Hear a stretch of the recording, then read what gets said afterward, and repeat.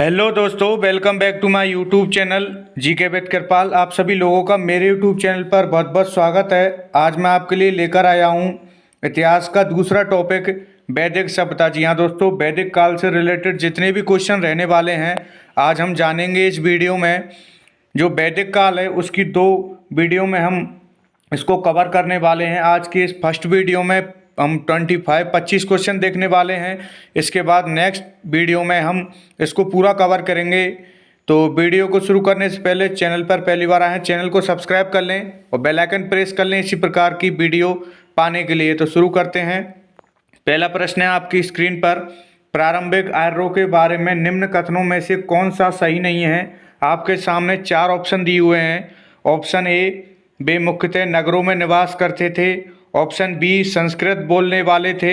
Option C, वे घुड़सवारी किया करते थे। और ऑप्शन डी, वे कई झुंडों में भारत पहुंचे।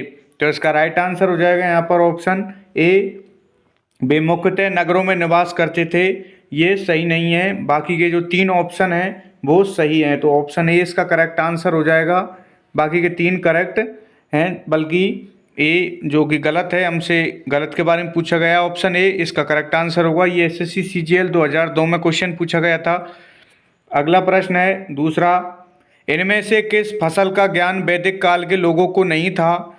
तो दोस्तों, इनमें से कौन सी फसल है जिसका ज्ञान वैदिक काल के जो लोग थे, सदस्य थे, उनको नहीं था। तो इसका राइट आंसर हो जाएगा ऑप्शन बी, तंबाकू। यानी कि दोस्तों ऑप्शन बी इसका करेक्ट आंसर होगा। तंबाकू का ज्ञान वैदिक काल के लोगों को नहीं था। और ये यूपी पीसीएस 2011 में क्वेश्चन पूछा गया है। जबकि चावल, जौ और गेहूं का यहाँ पर जो अभ्यास था, ज्ञान था वैदिक काल के लोगों को। तो ऑप्शन बी इसका करेक्ट आंसर होगा। तीसरा प्रश्न है, किस वेद में सभा को नरिष्ठ अर्थात सामूहिक वाद विवाद या अनुल्लंघनीय कहा गया है। तो इसका राइट आंसर हो जाएगा यहाँ पर ऑप्शन सी, अर्थवेद। यानी कि दोस्तों अर्थवेद में ये कहा गया है। तो ऑप्शन सी इसका करेक्ट आंसर हो जाएगा। ये एसएससी स्टेनोग्राफर परीक्षा 2011 में क्वेश्चन पूछा गया था। अगला प्रश्न है चौथा प्रश्न, ऋग्वेद में कुल कितने मंडल हैं। तो दोस्तों ऋग्वेद में कुल कितने मंडल हैं, इसका राइट आंसर हो जाएगा ऑप्शन डी, 10 मंडल। यानी कि दोस्तों ऋग्वेद में 10 मंडल हैं, जबकि 1028 सूक्त हैं। 1028 सूक्त और 10 जो मंडल हैं ऋग्वेद में। ये एसएससी सीजीएल 2017 का क्वेश्चन था। अगला प्रश्न है पांचवा, किस रचना में नारी को सुरा और पासा के साथ तीन प्रमुख बुराइयों में शामिल किया गया है। तो दोस्तों किस रचना में किया गया है, इसका राइट आंसर हो जाएगा यहाँ पर ऑप्शन ए, मैत्रायणी संहिता। यानी दोस्तों मैत्रायणी संहिता है, उसमें नारी को सुरा और पासा के साथ तीन प्रमुख बुराइयों में शामिल किया गया है। एसएससी 2011 का ये क्वेश्चन है। अगला प्रश्न है छठवा, गायत्री मंत्र की रचना किसने की थी। तो दोस्तों गायत्री मंत्र की रचना किसने की थी, राइट आंसर हो जाएगा ऑप्शन बी, विश्वामित्र। विश्वामित्र के द्वारा गायत्री मंत्र की जो रचना है की गई थी। ऑप्शन बी इसका करेक्ट आंसर होगा और ये क्वेश्चन इसमें पूछा गया था। अगला प्रश्न है सातवां, अवेस्ता और ऋग्वेद में समानता है। अवेस्ता किस क्षेत्र से संबंधित है। तो दोस्तों जो अवेस्ता है वो किस क्षेत्र से संबंधित है, ऑप्शन सी, ईरान से। यानी कि दोस्तों ईरान से ये रिलेटेड है अवेस्ता। और ये एसएससी सीजीएल 2016 का प्रश्न है।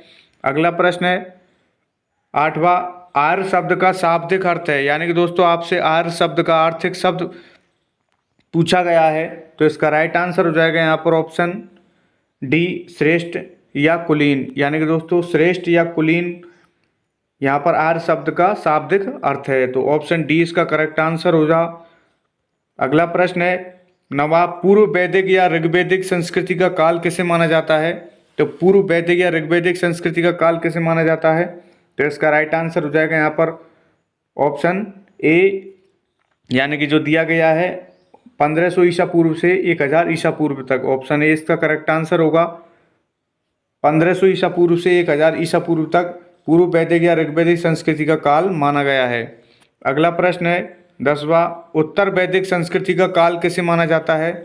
तो उत्तर वैदिक संस्कृति का काल किसे माना जाता है, कालक्रम। राइट आंसर हो जाएगा ऑप्शन बी, 1000 ईसा पूर्व से 600 ईसा पूर्व तक।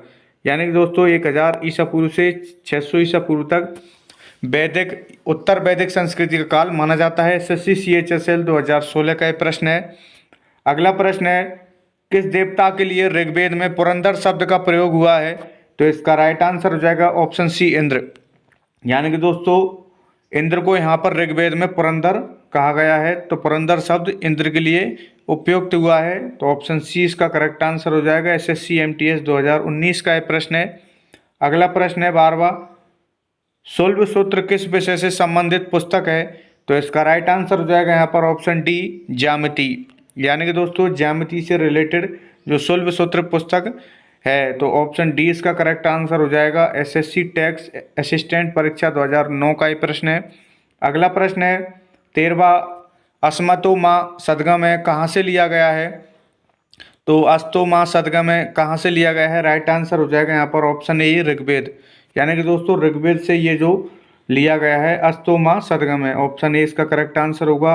आरआरबी एनटीपीसी 2016 का ये प्रश्न है। अगला प्रश्न है 14वां, किस वेद में जादुई माया और वशीकरण का वर्णन है? तो इसका राइट आंसर हो जाएगा यहाँ पर ऑप्शन बी अर्थवेद। यानी कि दोस्तों अर्थवेद में जो जादुई माया है, जादू टोना है, उसके बारे में बताया गया है, ऑप्शन बी इसका करेक्ट आंसर होगा अर्थवेद। अगला प्रश्न है 15वां, ऋग्वेद में सबसे पवित्र नदी किसे माना गया है? तो ऋग्वेद में सबसे पवित्र नदी किसको माना गया है? ऑप्शन सी सरस्वती को। सरस्वती नदी को सबसे पवित्र नदी माना गया है ऋग्वेद में, ऑप्शन सी इसका करेक्ट आंसर हो जाएगा। एसएससी मल्टीटास्किंग एसएससी एमटीएस 2014 का ये प्रश्न है। अगला प्रश्न है 16वां, तीन क्रमों पगों में तीनों लोक को माप लेने के कारण किसे उपक्रम कहा गया है? तो राइट आंसर हो जाएगा यहाँ पर Vishnu, option D. Option D इसका करेक्ट आंसर होगा, विष्णु को कहा गया है। और आरबी एनटीपीसी 2016 का ये प्रश्न है। अगला प्रश्न है 17वां, पुराणों की संख्या कितनी है?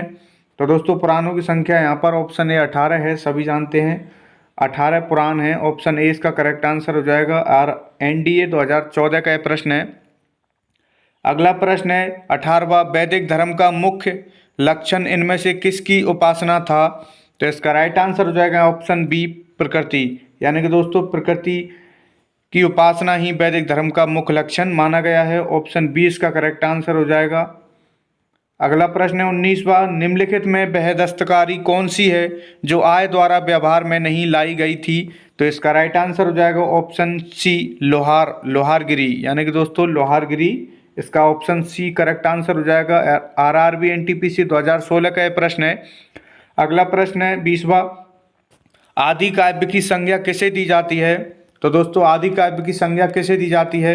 इसका राइट आंसर हो जाएगा यहाँ पर ऑप्शन डी रामायण। रामायण को आदि काव्य की संज्ञा दी जाती है, ऑप्शन डी इसका करेक्ट आंसर हो जाएगा। अगला प्रश्न है 21वां, निम्नलिखित में से कौन मूलत जल या समुद्र का देवता था? तो जल या समुद्र का देवता किसे माना गया है? Option A Varun. वरुण को जल या समुद्र का देवता माना गया है, ऑप्शन ए इसका करेक्ट आंसर हो जाएगा, याद रखें।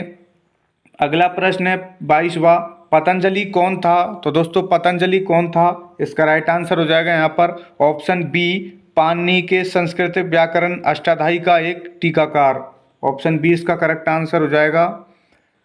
आरआरबी एनटीपीसी 2016 का यह प्रश्न है।